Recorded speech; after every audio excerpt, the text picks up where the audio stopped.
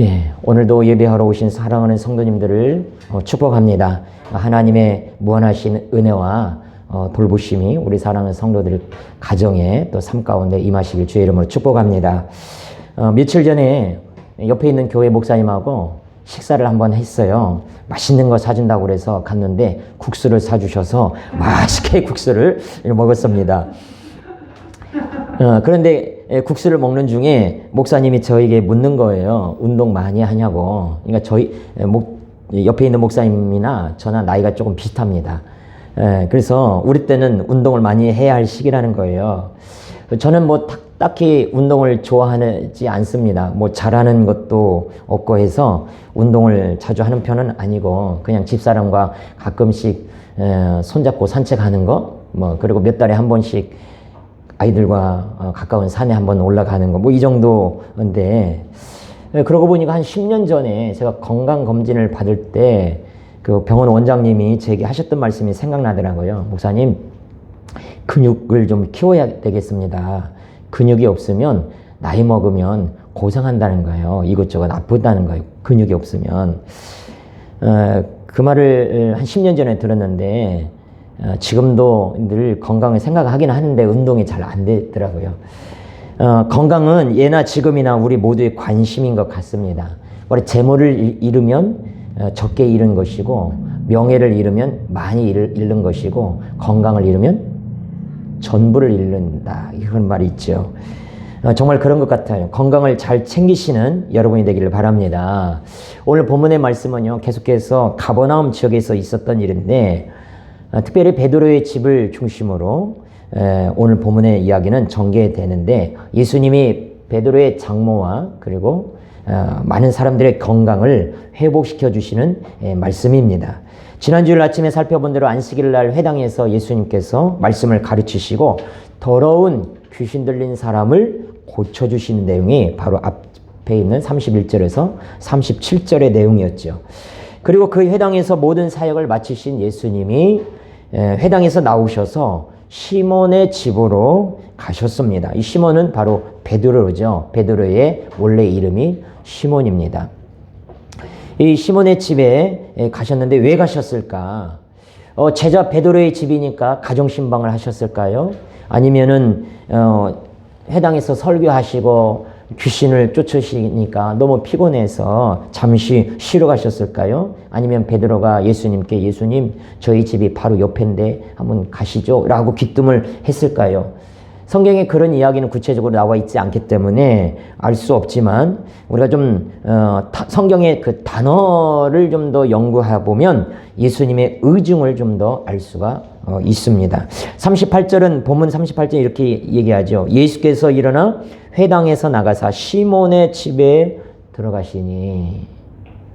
이 마가복음에 좀 더 이해되게 기록하고 있습니다. 마가복음 1장 29절에서는 회당에서 나와 곧 야고보와 요한과 함께 시몬과 안드레의 집에 들어가셨다. 그러니까 회당에서 더러운 귀신을 쫓아내 주셨던 그 회당에서 나와 곧 시몬의 집에 가셨는데 누구랑 같이 갔냐면 야고보와 요한 형제 그리고 베드로와 그의 동생 안드레와 같이 예수님이 가셨는데요. 이 곧 가셨다고 그랬어요. 그러니까 쉬운 성경이나 세번역 성경에 보면 그리고 대부분의 성경을 보면 곧바로 이란 말이 그렇게 번역되어 있습니다. 곧바로. 회당에서 나오고 곧바로 시몬의 집에 가셨더라. as soon as. 그러니까 영어로 얘기하면 뭐뭐 하자마자. directly. 그러니까 즉시. 그런 말이겠죠.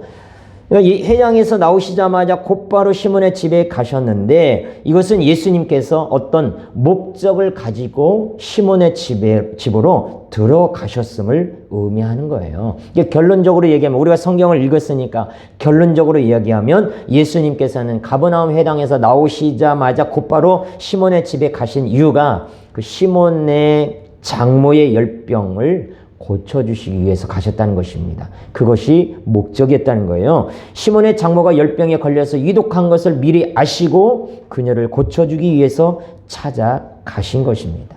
베드로가 부탁하지 않았어도 예수님께서 찾아오시고 그의 장모의 열병을 고쳐주신 것을 통해서 우리가 무엇을 알 수 있습니까? 주님께서는 우리가 어떠한 고난에 처해 있는지를 다 알고 찾아오신다는 것입니다. 예수님은 우리의 모든 형편을 다 알고 계셔요. 우리의 생활 형편과 처지를 알고 계십니다. 물질로 고생하고 있다는 거 아십니다. 질병으로 고통하고 있다는 거 아세요? 어떤 사람과의 인간 관계에 서로의 오해로 고통하고 있다는 것을 아십니다. 그리고 그런 고난을 우리가 당할 때에 찾아오신다는 거예요. 그러니 여러분 절망 가운데 있을 때 위축되지 마십시오. 그 가운데, 그 상황 가운데, 우리가 힘들어하고 있는 그 상황 가운데 우리가 주님을 만나는 것이 중요한 거예요. 그 상황은 누구나 다 어찌 보면 일어날 수 있죠. 질병을 가질 수 있고, 사람과의 오해가 있을 수 있고, 다툼이 있을 수 있고, 물질의 어려움 생기면 안 되지만 그런 일은 누구나 생길 수 있습니다. 그러나 그런 어려움 속에서 중요한 건 뭐냐? 하나님을 만나는 것이 중요하다는 것이에요. 우리를 찾아오시는 하나님, 우리를 찾아오시는 주님을 우리가 깨닫고 그 주님 앞에 엎드려 기도하고 그 모든 상황을 이겨내는 것이 중요한 것이죠. 그래서 힘들고 지친 우리의 그 절망적인 상황 가운데 오셔서 우리를 위로하시고 여러분을 회복시키시고 힘주시는 하나님을 꼭 만나시기를 주의 이름으로 축복합니다. 그러나 우리가 여기서 반드시 알아야 할 것이 있는데, 예수님께서 우리의 고난을 아시고 찾아오시는데, 그런데 그 찾아오시는 주님이 우리에게 오시는 그 때와 그 방법은 우리가 결정하는 것이 아니라 그분이 결정한다는 것입니다. 우리가 원하는 때와 방법이 아니라 주님이 원하시는 시기, 주님이 원하시는 때, 주님이 원하시는 방법에 따라 우리에게 찾아오신다는 거예요. 오늘 본문에서도 예수님이 베드로의 청을 받아서 그 집을 갔거나, 또는 베드로의 장모가 옆에 우리 집 옆에 회당에 예수님이 오셨어? 하고는 하인을 또는 사람을 보내서 예수님을 청해서 오신 것이 아니에요. 그저 예수님이 회당 사역을 마치고 베드로의 집으로 간 것입니다. 베드로의 장모가 원하던 때가 아니라 예수님이 그분의 때에 찾아가셨다는 것이에요. 그래서 여러분, 내가 필요하다고 생각하던 때에 주님이 오실 것이라고 생각하지 말기를 바랍니다. 우리가 힘들 때, 내가 고통스러울 때, 내가 가장 어려울 때 주님이 그때 찾아오기를 원하죠. 그때 찾아오면 얼마나 좋겠습니까? 내가 아플 때 주님이 찾아오셔서, 아플 때마다 주님이 찾아오셔서 고쳐주시고, 내가 물질의 고통이 있을 때 주님이 찾아오셔서 그 막힌 물질의 물골 좀 틔워주시고, 자녀가 어려움에 처해 있을 때에 주님이 찾아오셔서 자녀들의 그 앞날을 열어주시고, 교회와 가정에 힘들고 어려운 일이 있을 때 그때마다 즉각 주님 오셔서 모든 것 다 여리고가 무너지듯이 그 문제들 무너지고 홍해가 갈라지듯이 그런 것도 갈라주시면 얼마나 좋겠습니까? 그러나 주님은 꼭 그때 우리를 찾아오셔서 해결해 주시는 것만은 아니다는 것이에요.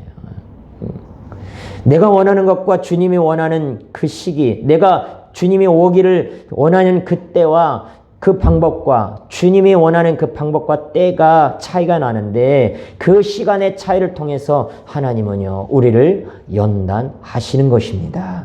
하나님께서 곧바로 우리의 고난에 개입하시지 않을 때, 그때는 우리의 그 일정 기간의 그 고난과 아픔을 통해서 우리의 모난 성품을 다듬으시고, 우리가 더욱더 주님을 의지하고 주님을 바라보게 하려는 의도가 있는 거예요.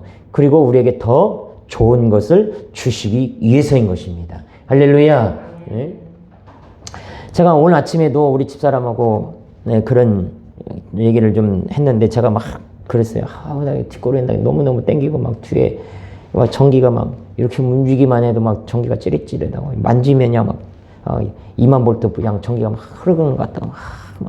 그것이 어제부터 그랬거든요. 그러니까 가끔씩 제가 그래요. 가끔씩 책을 읽어본다거나 뭐 좀 집중하거나 그러면 막 뒷골이 엄청 땡기고 막 전기가 막 몇만 볼트가 흘러요. 이 건강에 좋지 않은 것 같긴 한데, 어제도 막 이 설교를 준비하고 원고를 막 읽어보고 막 그러는데, 막 이게 막 계속 올라오는 거예요. 오늘 주제가 뭐예요? 에?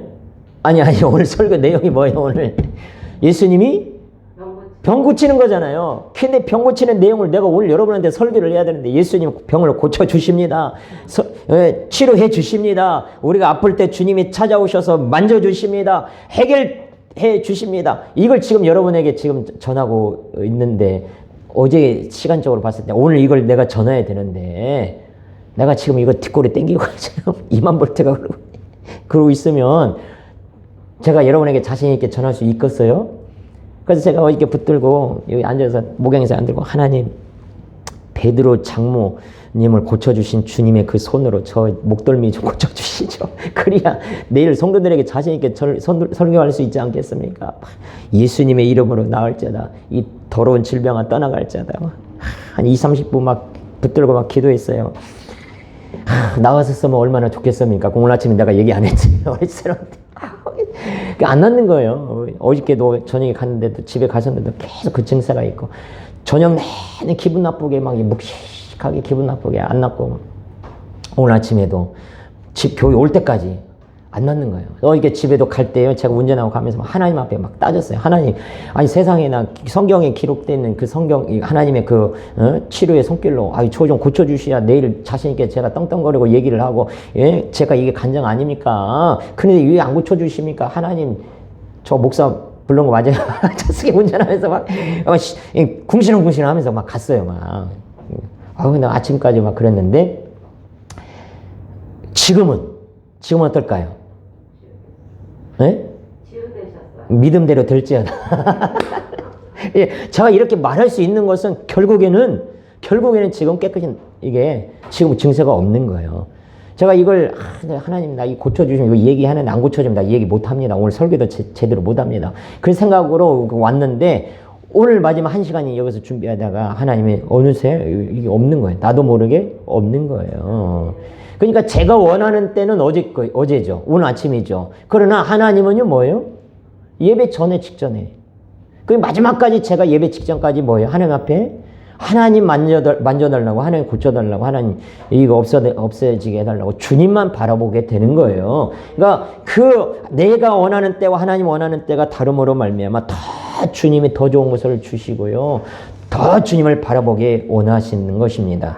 몇 해 전에 우리나라 초대 문화관광부 장관이었던 이어령 씨, 여러분 아시잖아요. 우리나라 최고의 지성인이라고 하는 이어령 씨의 그 따님이 이민아 목사님이셨는데 이민아 목사님 그분이 지금 돌아가셨어요. 암으로 돌아가셨는데 그분이 그 딸이 이어령 장관님의 그 딸이 집사였을 때 서울 온누리교회 하영주 목사님이 심호하셨던 온누리교회에서 간증하는 것을 얼마 전에 제가 영상으로 좀 다시 봤습니다.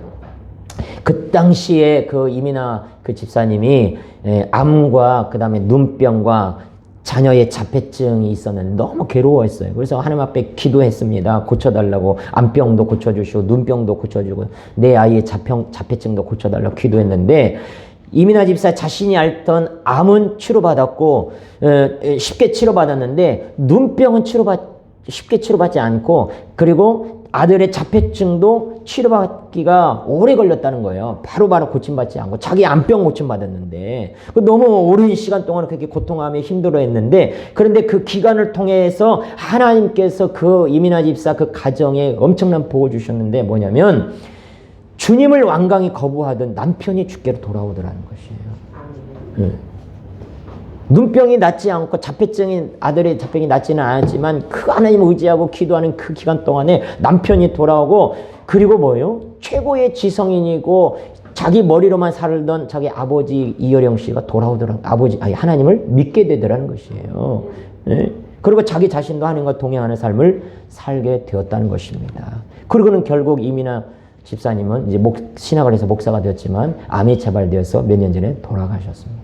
근데 지금도 그 이어령 초대 장관님은 신실하게 주님을 믿게 되어서 지성에서 영성이라는 책도 출간하게 되고 지금 믿음의 귀한 자녀로 살아가고 있습니다.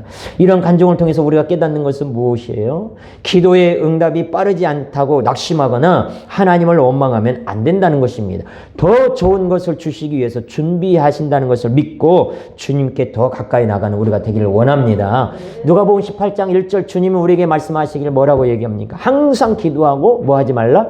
낙심하지 말으라는 것이죠. 이사야 60장 22절에도 때가 되면 너희가 낙심하지 말고 끝까지 항상 기도에 힘쓰면 때가 되면 나 여호와가 속히 이루리라.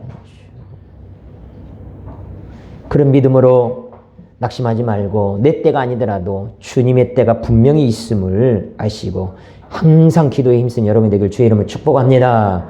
이렇게 베드로 갓집안의 사정을 미리 아시고 장모의 질병을 고쳐주시기 위해서 찾아오신 주님이셨는데, 그런데요, 그렇게 아시고 고쳐주시기 위해서 그 집을 가셨음에도 불구하고 집에 들어가서는요, 곧장 장모가 누워있는 방에 들어가서 고치시지 않고 잠시 뜸을 들이는 것처럼 느껴져요.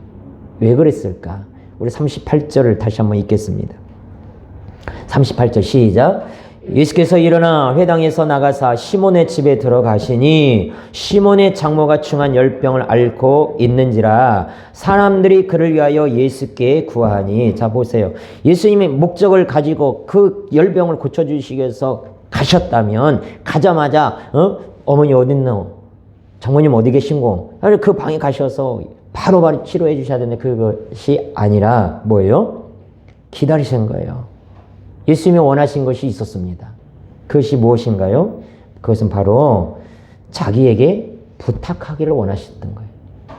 자기에게 상황을 이야기하고 고쳐주시기를 간구하시기를 기다렸던 것입니다. 물론 주님이 아시죠. 다 아십니다. 먼저 행하실 수도 있죠. 그러나 주님은 구하기를 원하셨다는 거예요. 아뢰기를 원하셨다는 것입니다. 에스겔서 36장 37절에 주 여호와께서 이같이 말씀하셨느니라. 그게 무슨 말이냐요? 에스겔서 36장 36절 그 이전까지 다 너희가 이렇게 하면 내가 너희를 이렇게 축복할 것이고 내가 너에게 이렇게 복을 줄 것이고 내가 너에게 이렇게 응답할 것이고 너의 모든 문제 해결해 줄 것이다 라고 쭉 얘기합니다. 그리고 나서 37절에 주 여호와께서 이같이 말씀하셨다. 다른 사람이 얘기한 것이 아니고 주 여호와 너의 여호와 하나님께서 이와 같이 말씀하셨느니라. 그게 그 다음이 중요한 거예요. 그래도 이스라엘 족속이 이같이 자기들에게 이루어 주기를 내게 구하여야 할지니라. 하나님이 다 너에게 약속하시고 너희를 만나주시고 회복시켜 주시겠다고 약속하셨지만 그래도 너희는 내게 뭐 해야 된다? 구하여야 된다는 것이에요. 구해야 된다. 여러분, 하나님이 베드로의 장모의 열병을 아셨어요. 그리고 그걸 치료하시기 위해서 가셨어요. 그럼에도 불구하고 뭐예요? 베드로가 얘기하든지 안 들어가 얘기하든지 그 집안의 하인들이 얘기하든지 누가 얘기하든지 간에 자기에게 구하기를 기다렸었다는 것입니다. 그래서 결국 뭡니까? 39절에 38절 끝에 그를 위하여 예수께 구하니 그랬더니 39절 뭐라고 되어 있습니까? 예수께서 가까이 서서 열병을 꾸짖으신데 병이 떠나고 여자가 곧 일어나 그들에게 수종드니라. 구할 때에, 물론 그전에도 할 수 있었지만 주님은 구할 때에 가까이 서서 그를 꾸짖고 질병을 꾸짖고 고쳐주셨습니다. 여러분, 자기만을 위해서 사는 사람은요 하나님의 사람이 아닙니다.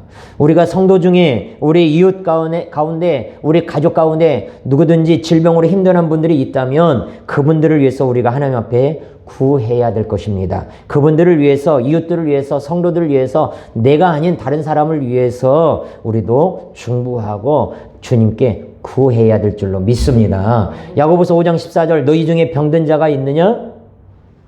그는 교회의 장로들을 청할 것이요 그들은 주의 이름으로 기름을 바르며 그를 위하여 기도할지니라. 교회 중에, 성도 중에 병든 자가 있으면 교회 장로들을 청하여서 기도하라는 것이죠. 우리가 해야 할 것은요 함께 기도하는 것입니다. 나도 기도해, 당사자도 기도해야 되지만 다른 사람들과 함께 기도하는 것이 중요한 거예요. 그러니까 우리가 힘들고 어려운 일이 생기면 뭐예요? 다른 사람에게 기도 제목을 얘기하십시오. 그런 얘기를 부탁하세요. 내게 이런 문제가 있습니다. 물론 기도를 얘기할 때에 좀 너무 깊은 거 얘기하면 또 사람은 이게 입이 싸. 입이 싸가지고 나 입이 무거운 사람이야. 절대 비밀 얘기 안 해. 나만 알고 있을까? 그렇게 100번 1000번 얘기해도요 언젠가 소문나는 사람, 입이 떠벌리는 사람들이 많이 있죠. 여러분, 그건 절대 잘못된 것입니다. 예, 그래서 우리가 그런 부분에 조심해야 되고 또 주의해야 되지만 힘들고 어려운 일 만나면 우리가 서로 중보 기도 부탁하고 사람에게 아쉬운 소리 하라는 것이 아니라 기도를 부탁하라는 것이죠. 그래서 야고보서 5장 15절 믿음의 기도는 병든 자를 일으키리니 주께서 저를 일으키시리라 그랬어요. 믿음의 기도는 병든 자를 일으킨대요. 믿음의 기도는 어려운 문제를 해결해 주신대요. 믿음의 기도는 우리 앞에 놓여져 있는 여러 것과 같은 것들을 문제들을 무너뜨려 주신대요. 할렐루야. 믿음의 기도, 서로 두세 사람이 모여서 합심하여 기도할 때 하나님께서 그곳에 함께 하시고 들으신다고 말씀하셨습니다. 우리의 힘으로는요 질병을 고칠 수 없고 우리의 힘으로는 문제 해결할 수 없습니다. 일으켜 주시는 일은 하나님의 몫이에요. 고치시는 것은 하나님이 하실 일입니다. 우리가 해야 할 일은 믿음으로 함께 기도하는 것이에요. 질병 가운데 고통 가운데 있을 때 힘든 일을 처해있을 때 혼자 괴로워하지 말고 속상하지 말고 주변에 많은 사람들에게 기도를 부탁하세요. 여러분 기억하십시오. 예수님도요 제자들에게 기도 부탁하셨습니다. 겟세마네 동산에 기도하러 가셨을 때 십자가를 짊어질 그것이 너무 고통스럽고 심적인 부담이 되어서 제자들에게 베드로를 중심으로 한 제자들에게 야야 내가 심히 고민하여 죽게 되었으니 너희는 여기서 나를 위하여 기도하라 그랬어요. 예수님도 제자들의 기도를 중보 기도를 부탁하셨다 이 말이죠. 하물며 우리이겠습니까? 우리도 힘들고 어려울 때 목사에게 또 사모에게 성도에게 서로 부탁하는 우리 성도들이 되길 주의 이름으로 축복합니다. 따라서 합니다. 심은 대로 거두고 믿은 대로 되고 기도하면 하나님이 행하신다. 예, 이게 자연 법칙이요, 영적인 법칙이에요. 심은 대로 거두는 거예요. 공부한 대로 성적 얻는 거예요. 씨를 뿌린 대로 고구마를 심으면 고구마가 나지 고구마를 심었는데 감자가 나지는 않잖아요. 그죠? 심은 대로 거두고 공부한 대로 성적을 거두는 것입니다. 믿음대로 우리가 믿음을 가진 대로 하나님이 이루시고 우리가 기도하면 하나님이 행하시는 거예요. 39절 예수께서 가까이 서서 열병을 꾸짖으신데 병이 떠나고 여자가 곧 일어나 그들에게 수종드니라.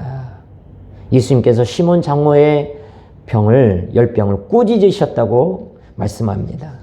근데 마태복음 8장에서는 이 똑같은 기사인 마태복음 8장에서는 예수님이 그 장모의 손을 만지셨더니 병이 떠나갔다고 말씀하고 있고 마가복음 1장에서는 예수님이 그 장모의 손을 잡고 일으켰을 때 열병이 떠났다고 얘기합니다. 그러니까 어떤 마태복음, 마가복음, 누가복음이 예수님이 그 열병을 고쳐준 장면이 다 틀리잖아요. 여기서는 꾸짖었다. 마태복음에서는 손을 어루만졌다.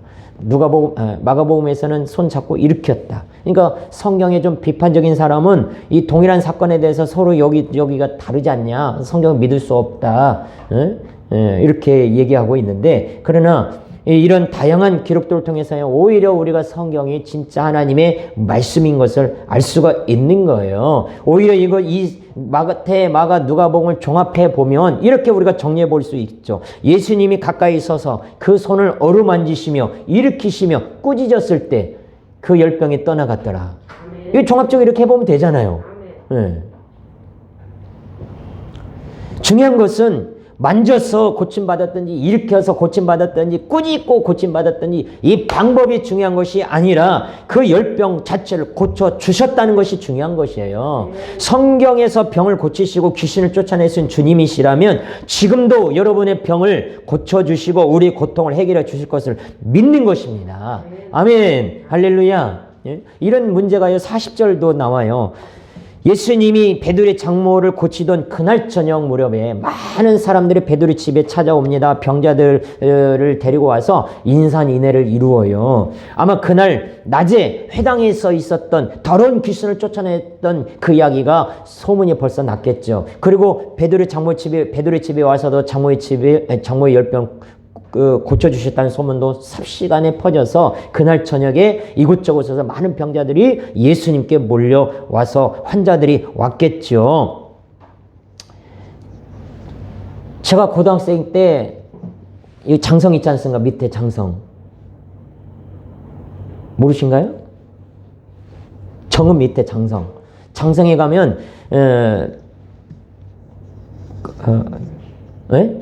네, 할렐루야 기도원이 있습니다. 할렐루야 기도원. 그 김계호 원장님이 이 신유의 은사로 많은 병자들, 암 환자들 고치고 뭐 여러 환자들을 고쳤는데요.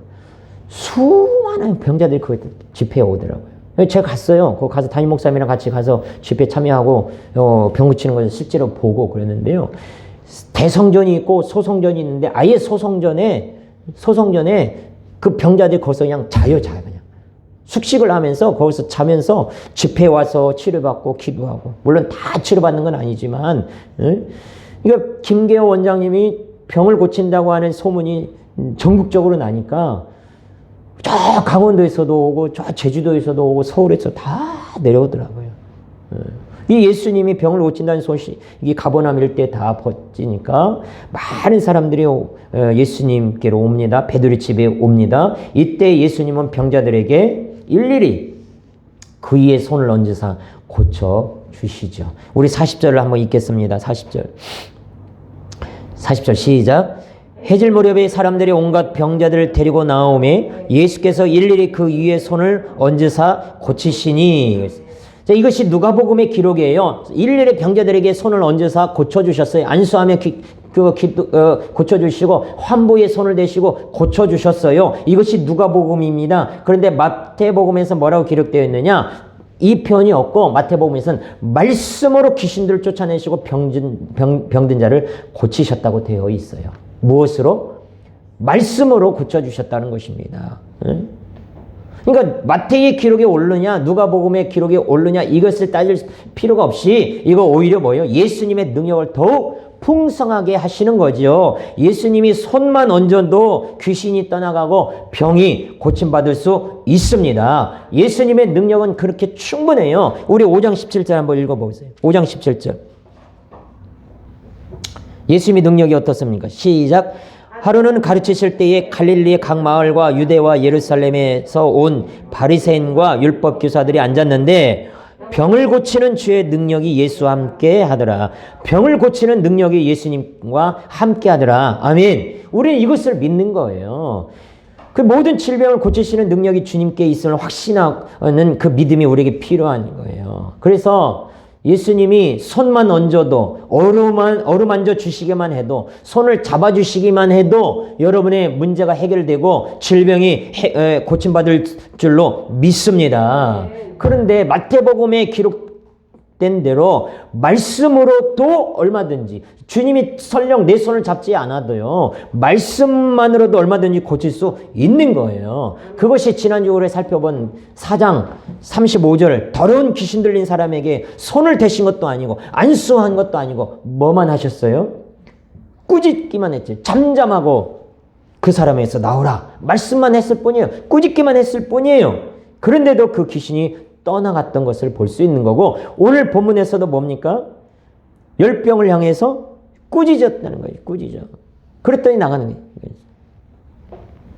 누가복음 7장에서는 백부장의 그 종을 고치실 때는요, 주께서 백부장이 예수님 앞에 이렇게 얘기하죠. 주님이 내 집에 오는 것을 내가 감당하지 못하겠습니다. 그러니 이곳에서, 집은 저 멀리지만 이곳에서 주님이 말씀만 하옵소서. 그러면 내 종이 나올 줄로 믿습니다. 그랬더니 주님이 백부장의 믿음을 보시고 너희 믿음대로 될지어다. 했더니 저 멀리 있던 집에 있던 병든 종이 즉시로 나았더라는 것이. 할렐루야.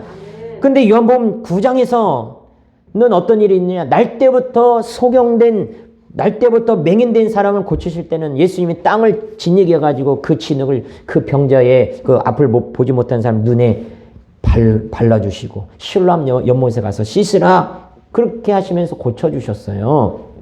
그러니까 예수님의 치료의 방법은 다양합니다.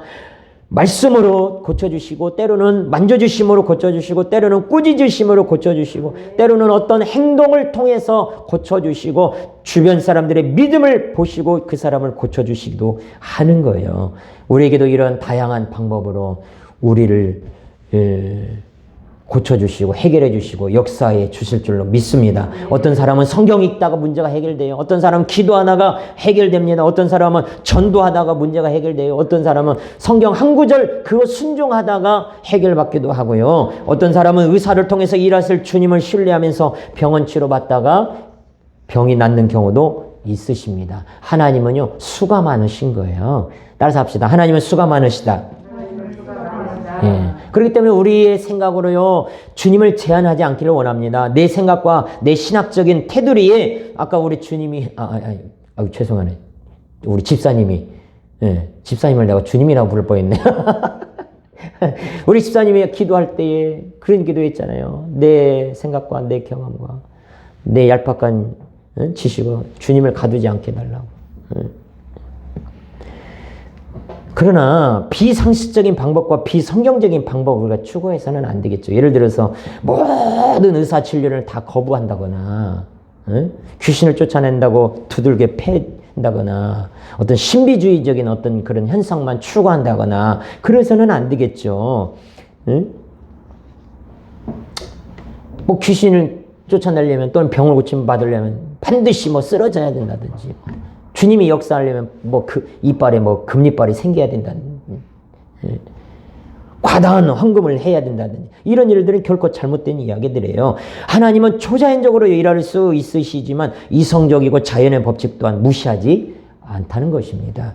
그래서 우리 주변에서 어떤 분이 병고침에 능력이 있다든가, 어떤 집회에 가면, 어떤 기도원에 가면, 어떤 교회에 가면 신비한 일이 생긴다더라 하는 말이, 그런 말이 들을 때 우리는 너무 귀가 얇아서는 안 되고, 그런 일이 있을 때 뭐예요? 성경에 비춰보 분별할 수 있어야 되고, 담임 목사에게 와서 상담받고 지도받아야 될 줄로 압니다. 아시겠죠?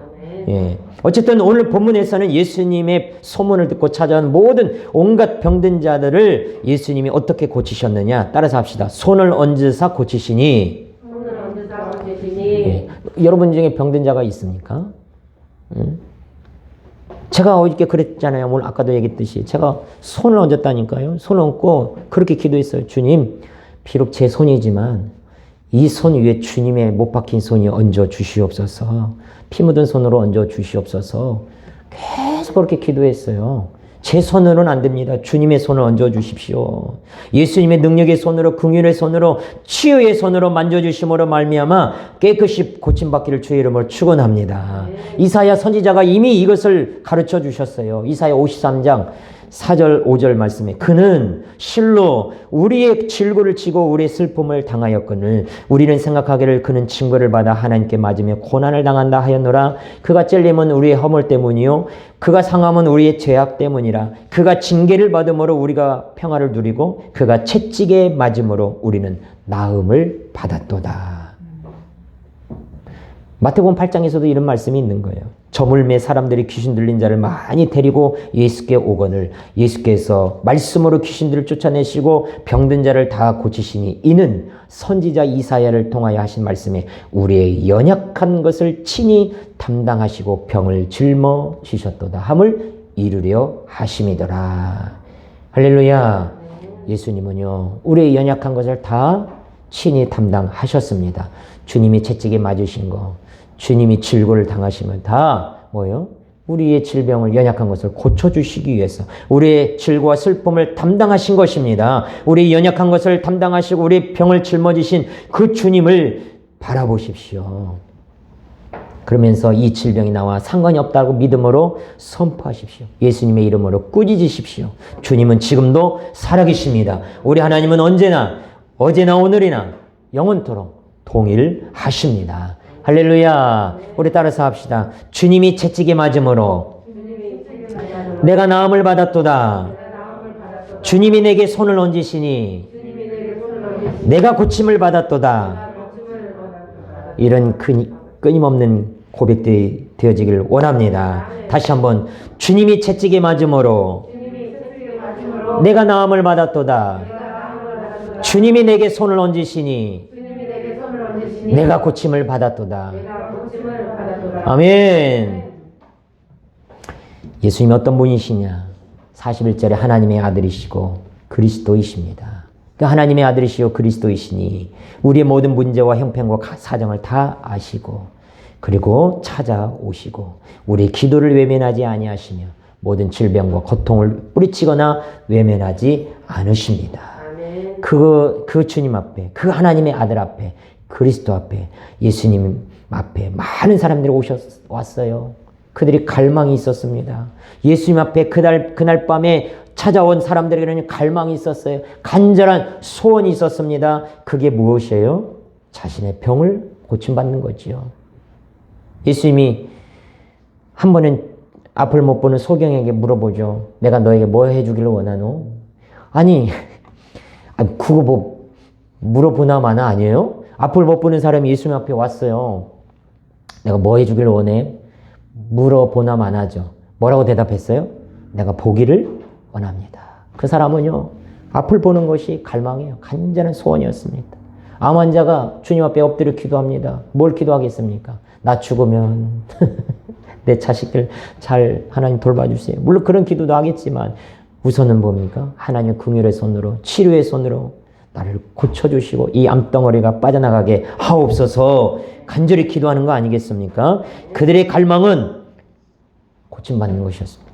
예수님은 그 갈망을 채우시고 그 간절한 소원을 이루어 주시는 분이에요. 그 갈망으로 주님께 기도에 힘쓰는 여러분이 되시길 주의 이름으로 축원합니다. 더러운 귀신을 쫓아낼 때 꾸짖으셨잖아요. 열병을 고치실 때 꾸짖으셨잖아요. 그러나 기도하는 자에게는 꾸짖지 아니하십니다. 야고보서 1장 5절 너희 중에 누구든지 지혜가 부족하거든 모든 사람에게 후히 주시고 꾸짖지 아니하시는 하나님께 구하라. 하나님은요 기도하는 사람은 꾸짖지 않습니다. 이런 갈망함 속에 주님의 은혜를 체험받는 저와 여러분이 되시길 주의 이름으로 축원합니다. 이 예수님께 온 무리들 중에 누가 있어요? 누가 있어야 돼요? 이 갈망함으로 주님이 만져주시고 주님이 고쳐주시길 원하고 주님이 해결해 주시길 원하는 그 갈망함으로 주님의 앞에 왔던 이 무리들 속에는 여러분이 있어야 되는 거예요. 여러분의 자녀들이 있어야 되는 거예요. 내가 몸이 아파도 내 자녀가 문제가 있어도 내 앞길에 문제가 열리지 않아도 무덤덤하고 기도도 안 하고 신앙생활도 대충대충 하고 이래서는 안 되는 거예요. 메마른 땅에 그 짝짝 거북이 등처럼 갈라진 그 메마른 논밭에 물을 한 방울 대면은 쫙 빨아들이듯이 우리 심령에 그런 갈망함을 주님 원합니다. 주님 원합니다. 주님의 은혜로 나를 채워 주시옵소서. 주님을 갈망합니다. 낮이나 밤이나 주님을 갈망하오니 내 영혼을 적셔 주시옵시고 내 병든 몸을 만져 주시옵시고 내 앞에 있는 모든 것들을 주님의 능력의 손으로 해결해 주시옵소서. 간절한 기도와 갈망함이 여러분에게 있기를, 그래서 모든 거 해결받기를 주의 이름으로 축원합니다.